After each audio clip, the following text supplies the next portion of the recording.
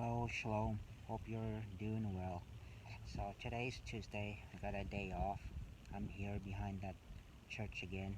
Gonna do some studying, do my daily devotion, spend some time in the Word, do a little bit of planning, and I'll have to write a couple of letters as well.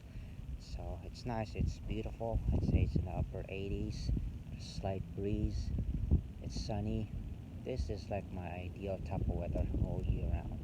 So enjoying, hopefully got around the last few weeks of South Dakota. So still hoping, praying that it's the right move to move to Oregon. So I'm excited to be in a different place. What concerns me is that I'd like to have a job that I have now, an ideal setting and location and coworkers up there in Oregon. I just don't want to work a job where I'm wearing that face mask all day long. Okay, it's bad enough you have to wear it in certain places if you gotta go shopping. So, God willing, I'll have a full-time job where I'll enjoy it, earn good money, don't have to wear a mask, and where I can spread the gospel. I suppose if all else fails, I just buy some land, live off the grid, and live and be in tune with nature. And at the same time, trying to give people hope because I know the economy is collapsing. So I'll say that with a slight smile, not trying to be deceptive or sly, but in a sense that the signs were there, it was written on the wall. People should have seen it coming, and the way to go about it is to trust God because we are going through in a transition. It's meant to be. You can't go on like this for decades and expect everything to be fun and dandy because there are rewards and consequences for your action, and there is an action and reaction thing. But have hope because God is real, God is in control, and if you do prepare and position yourself, you should not only survive a reset but also prosper as well.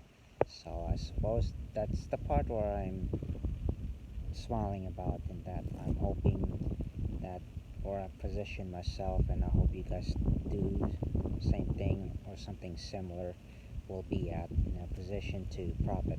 So life is not about money, but God does talk about finances and work quite a bit in the Bible. God did work 6 days out of 7 days in a week and rested on the Shabbat. So ask yourself likewise, is that the work model you're going by? So if not, it's something to think about. Alright, so wanted to throw up some things. So today, I guess after about a couple of weeks, the $600 unemployment check is fixing to end, and that's going to put millions of people in a bind because $600 a week is a lot. I guess it all depends on where you live. If you're living in California, New York City, that's really not a whole lot. Now, good majority of it's probably going to go towards rent.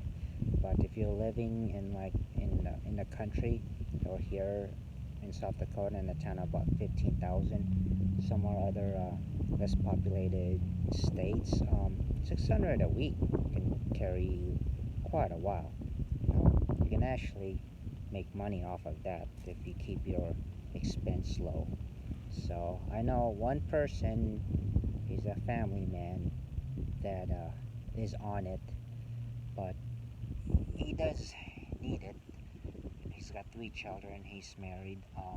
He was working. It was part-time only, but he was working 6 days out of the week until the COVID shut down. Now he only works 2 days out of 7 days, out of 6 days a week, like he was. But I kept asking him, kept encouraging him. You should try to get a full-time job. But he wasn't actively searching. He was living off 600.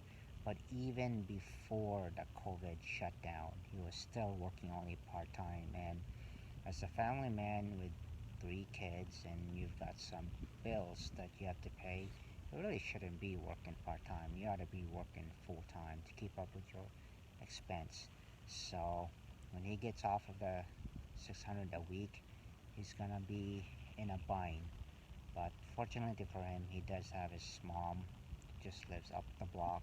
His brother, same thing, up a block. Sister lives in town, and he's got other family and relatives, so he can always depend on them. But if you're in a situation like me where you don't have family around you, as far as family and relatives, you're kind of by yourself. You have to really be independent. You have to really be frugal. You really have to grind it out. You've got to be resilient. No, you got to be tough because things really go bad. Like, who are you gonna turn to? As I have my faith in God, and it comes down to probably ask people that I know, but it's not like I have family and relatives where I can depend on them. And even if they were living here, I really wouldn't be able to depend on them because I don't have that strong relationship with them. So, not that I need to get into it. But listen to be learned for everybody that's listening. You've got to be independent, okay? You're called to be self-sufficient in in the word. It's really the right way to live, okay? Because when you're constantly in need, you're asking everybody for everything. It's not really a good witness of your faith, okay? People out there, unbelievers, they're paying attention to you.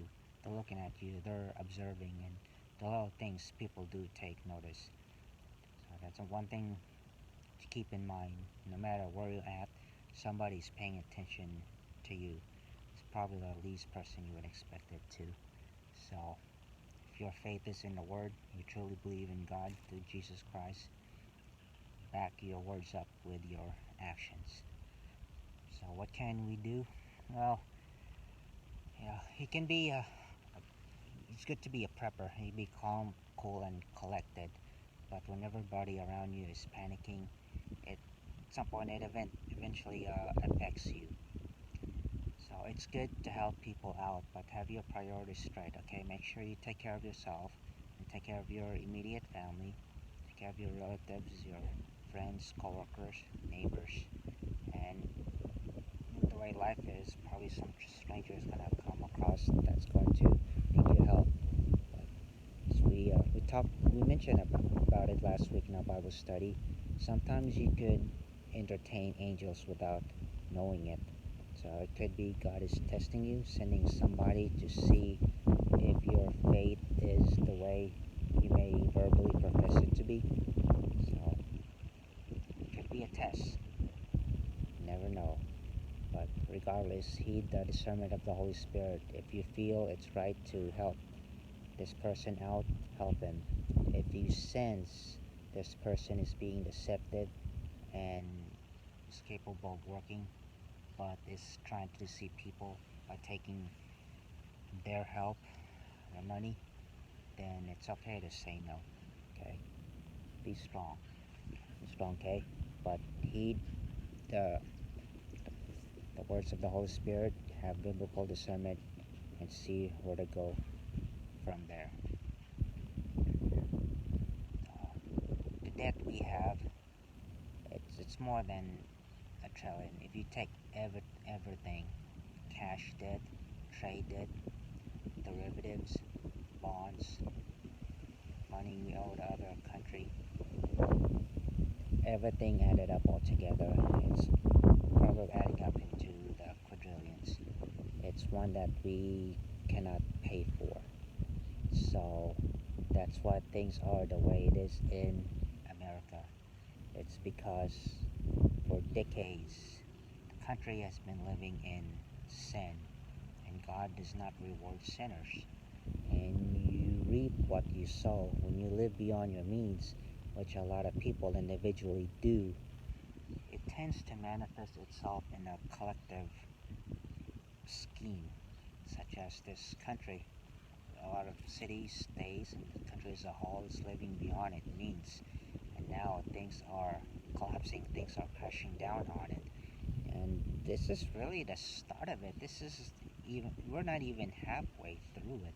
It's really at the beginning. Because what the countries do around the world, it affects America. There's countries nowadays are really interconnected. So the country's getting further away from the petrodollar. It just makes the value of the dollar go down, as if the value of it hasn't already gone down by over 90% since the early 1900s. At some point, the petrodollar will lose its global reserve currency.